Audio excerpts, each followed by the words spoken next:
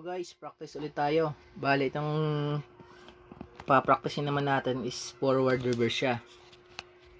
Usually ginagamit to sa mga motor para ma-forward yung ikot ng motor. Then, kung gusto mo naman ma-reverse yung ikot ng motor.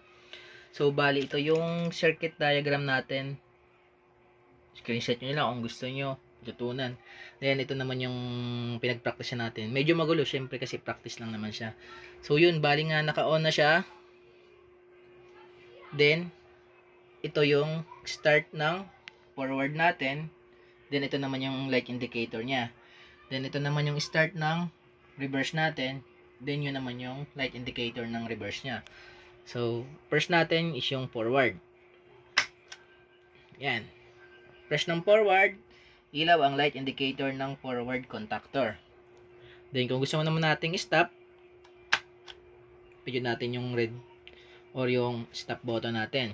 Then, try naman natin si reverse. Pindot natin si reverse, ilaw contactor ng reverse. Then, stop ulit.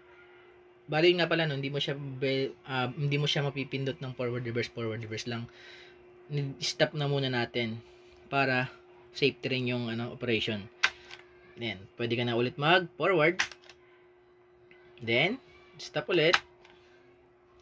Forward. Then, stop ulit. Bali, itong circuit na ginawa ko is wala siyang stop indicator. Bali, same lang naman siya doon sa may stop start. Kung gusto nyo, lagyan nyo na lang siya dito. Kunin nyo yung mga NC ng contactor. Then, lagyan nyo doon ng stop indicator o yung LED indicator. So, yun lang guys. Thank you.